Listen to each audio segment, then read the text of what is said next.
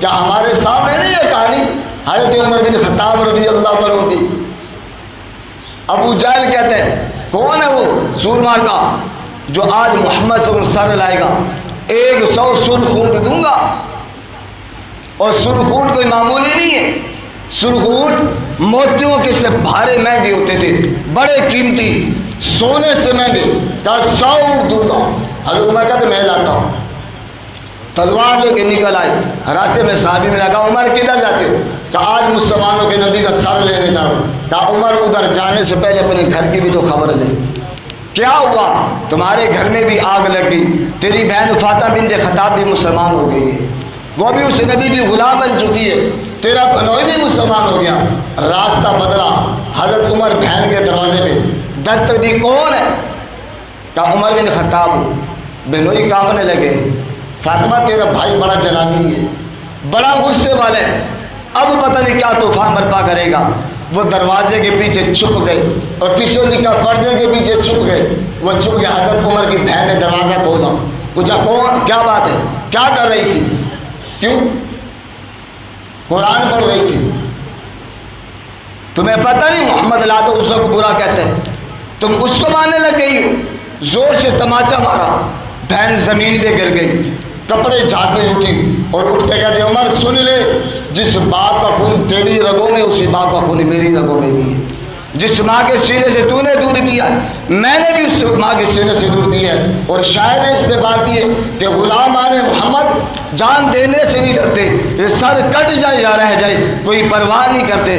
عمر کو کیا پتا تھا یہ غلام محمد بن چکی ہے، اب اس کو پرواہ نہیں ہے، یہ جان چلی بھی جائے تو چلی جائے لیکن حضور کی دامن نہ چھوٹ پائے مجھ سے۔ حضرت عمر نے جتنا ظلم کرنا تھا کیا، اب تھک آگے بیٹھ گیا کہ بہن مجھے قرآن تو سنا جو پڑھتی تھی کہ تم پلیت ہے، انما المشرک نجس، تو نجس ہے، ناپاک ہے، پہلے غسل کر، وضو کر، ستھرے کپڑے پہن کے آ۔ بہن نے قرآن پڑھا، وہ کتنی عظیم لمحات ہوں گے کہ قرآن بہن پڑھے اور بھائی سنے۔ بہن قرآن پڑھتی تھی، بھائی سنتا تھا تو اللہ کفر سے نجات دے دیتا تھا۔ لیکن جناب آج تو ماحول ہی بدل گیا ہمارا، آج تو نہ بہن قرآن پڑھتی اور نہ بھائی سنتا ہے، نہ بھائی قرآن پڑھتا نہ بہن سنتی ہے۔ جب نہ بھائی پڑھے نہ بہن پڑھے تو بتاؤ گھر میں برکتیں کہاں سے آئیں گی، رحمتوں کا نزول کہاں سے آئے گا؟ ہم نے تو قرآن ہی چھوڑ دیا۔ حضرت عمر کی بہن قرآن پڑھتی ہے، بھائی کا کفر دھل جاتا ہے۔ مفسرین نے لکھا ہے امام جلال الدین سیوطی تفسیر در منصور میں آپ نے لکھا ہے جب دل دھل گیا نا، زنگ دھل گیا کفر کا، کہتا اب میرے ہاتھ باندھو، گلے میں تلوار لٹکاؤ اور اب مجھے قیدی بنا کے حضور کی بارگاہ میں لے چلو۔ آیا سر لینے تھا، اب وہ قیدی بن کے جا رہا ہے، اور جب قیدی بن کے جاتے حضرت میرے حمزہ دروازے پر کھڑے جو کسی نے کہا میرے حمزہ عمر آ رہے ہیں، کہ آنے دو، تلوار گلے میں، کہ میں بھی اسد اللہ و رسول ہوں گا، اللہ اور اس کے رسول کا شیر ہوں، اگر اچھی نیت سے آئے تو تواضع کروں گا اور بری نیت آئی تو اسی کی تلوار سے ان کا سر اتار دوں گا۔ حضور کو جا کے صحابہ نے کہا یا رسول اللہ عمر آ رہا ہے، کہا آنے دو، یا رسول اللہ آپ گلے میں تلوار لٹکائیے، کہا آنے دو، لٹکے دو۔ دروازے پہ شور شرابہ کیا، حضور نے پوچھا کون ہے، کہا عمر ہے، کہا دروازہ کھول دو۔ دروازہ کھولا، حضرت عمر سامنے آ گئے اور آمد کے رک گئے، ساکت ہو گئے۔ حضرت ابوبکر صدیق فرماتے میں نے نبی علیہ السلام کو کبھی جلال میں نہیں دیکھا۔